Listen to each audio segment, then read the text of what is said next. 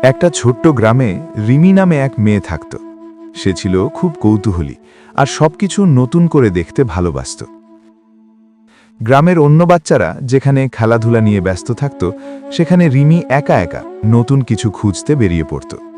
একদিন বিকেলে সে গ্রামের পাশের পুরনো বটগাছের দিকে হাঁটতে হাঁটতে গেল। জায়গাটা একটু নির্জন ছিল, তাই খুব বেশি কেউ সেখানে যেত না।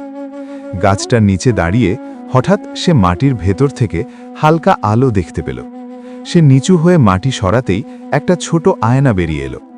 আয়নাটা দেখতে খুবই অদ্ভুত ছিল। চারপাশে পুরনো নকশা আর মাঝখানে পরিষ্কার কাঁচ।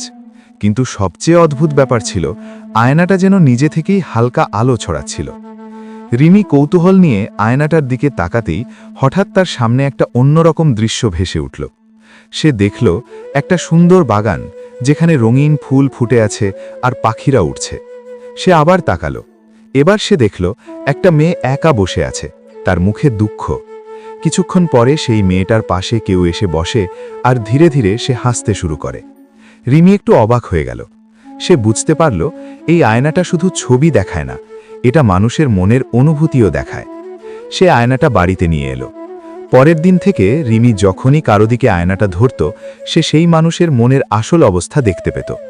কেউ বাইরে থেকে হাসছে কিন্তু ভেতরে কষ্ট পাচ্ছে, আয়না সেটা দেখাত।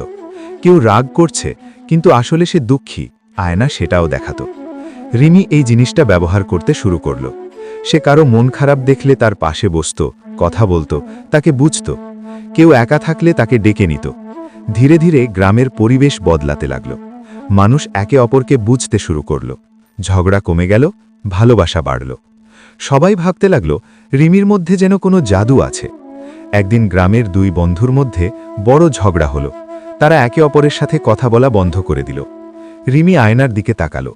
সে দেখল দুজনেই কষ্ট পাচ্ছে, কিন্তু কেউ সেটা প্রকাশ করছে না। রিমি তাদের আলাদা করে কথা বলল, বোঝালো, আর ধীরে ধীরে তারা আবার একসাথে হয়ে গেল। এই ঘটনার পর গ্রামের মানুষ রিমির ওপর আরও ভরসা করতে শুরু করল। কিন্তু একদিন রাতে সবকিছু বদলে গেল। রিমি একা বসে আয়নাটার দিকে তাকালো। হঠাৎ সে নিজেরই প্রতিচ্ছবি দেখল, কিন্তু সেটা স্বাভাবিক ছিল না। সে দেখল তার মুখে হাসি আছে, কিন্তু ভেতরে একটা চাপা ক্লান্তি আর দুঃখ লুকিয়ে আছে। সে চুপ করে গেল। সে বুঝতে পারল সে সবাইকে বুঝতে পারে, কিন্তু নিজের মনকে কখনো বোঝার চেষ্টা করেনি। পরের দিন সে নিজের মায়ের কাছে গিয়ে সব বলল।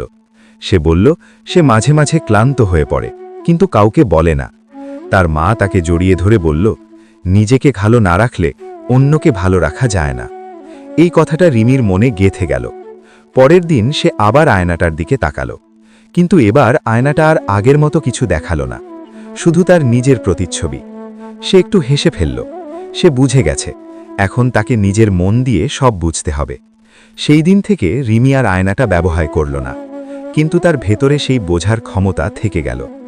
গ্রামের মানুষ আজও বলে, একটা মায়াবী আয়না একদিন এই গ্রামে এসেছিল আর একটা মেয়েকে শিখিয়ে দিয়ে গিয়েছিল, মানুষকে বোঝার সবচেয়ে বড় জাদু হলো ভালোবাসা।